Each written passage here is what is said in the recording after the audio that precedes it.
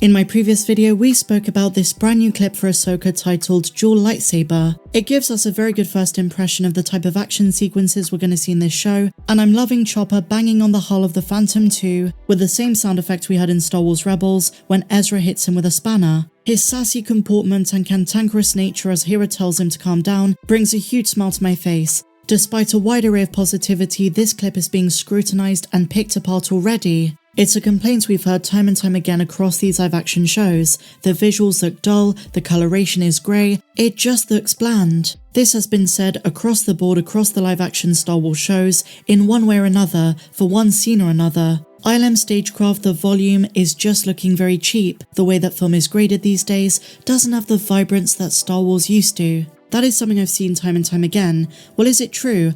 Are Star Wars visuals getting flat and lifeless? Or is it the fact that just like the first time we saw Mando, the planet we're on is just dull and grey by its nature, and we're probably just being pedantic and judging it too soon? There is going to be an array of locations and planets in Ahsoka. Even in the trailers and teasers we've seen Lothal, that looks so vibrant, almost as vibrant as the animated version in Star Wars Rebels. It's right out of Ralph McQuarrie's work. And of course we're going back to Corvus, we're going to see some pink and red undertones, and who knows where else. And admittedly, while you could say the coloration on this is very grey, it's got some whites to it but generally is a bit lifeless, this planet is very likely to be Corellia, which we first saw in live action in Solo: A Star Wars Story. At this time, they've got good relations with the New Republic, so I wouldn't be surprised if it is that planet.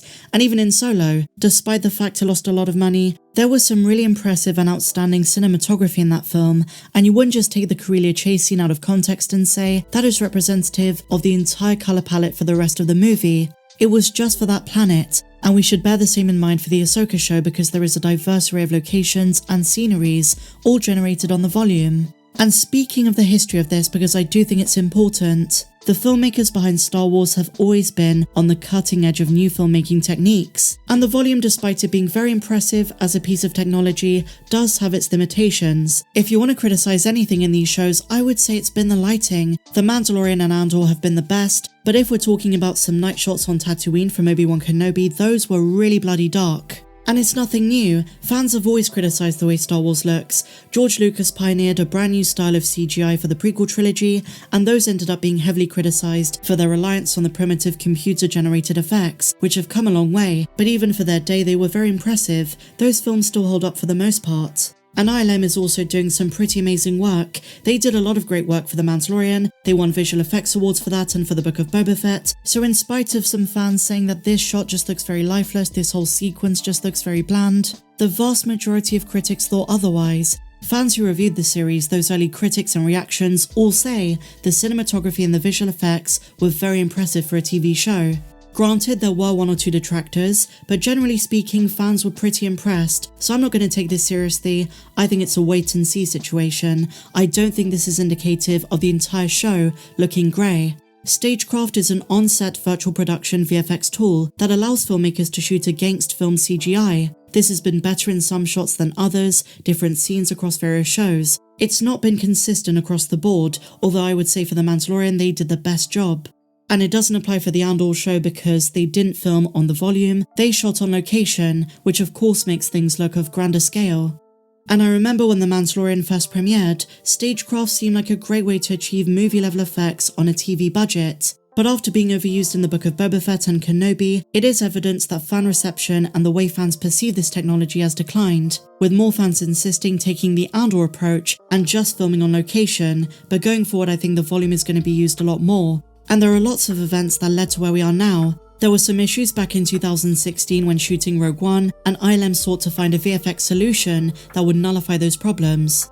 Jon Favreau, when he made his live-action remake of The Lion King, experimented with similar CG shooting, and so he teamed up with ILM and they created The Volume, and when Mando premiered, fans were blown away. But in light of criticisms of the volume for other shows that came after it, the final product is going to vary based on a number of factors, notably the choice of backgrounds, what the creatives and visual effects artists are trying to achieve, and sometimes the results can appear flat and rather distant, not as realistic as other shots.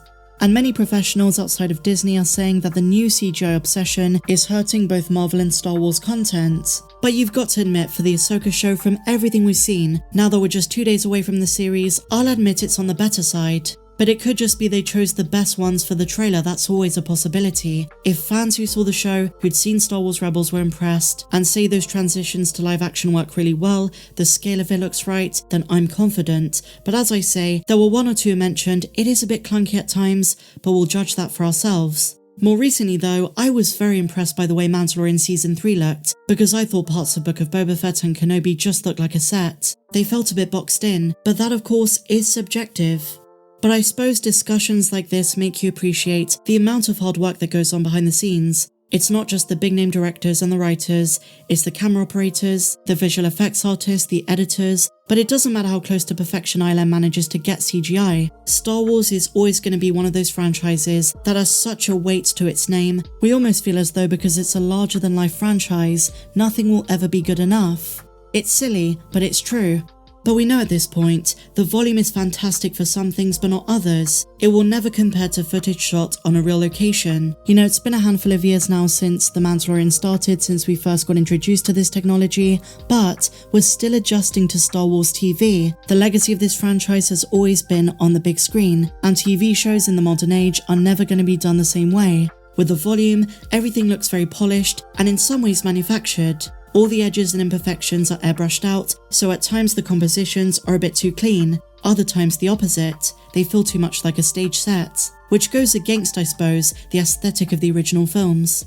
But it's also about colour palettes, and I think there was frustration that they've gone for the same lifeless, bland visuals that we've seen time and time again. But as I say guys, if this planet is Corellia or a similar one, this specific scene is very deliberately grey. I don't think the whole show is going to be like that. The volume allows the actors to react to environments around them, which is really good, especially when you want to bring out the best from such amazing talents like Mary Elizabeth Winstead, Natasha Liu, Rosario Dawson, and I can't believe I'm saying this, Hayden Christensen. He's back again. And it's worth pointing out, when everything is mixed, when it's edited, what directors and producers may have thought looked amazing on set, through a camera lens, through monitors, might turn out differently. It's the same with sound quality. A lot of people complain these days you can't understand dialogue in movies the way we used to because of the way these productions are mixed. They're mixed for the big screen, even TV productions. And so you're going to find similar challenges when making a TV show.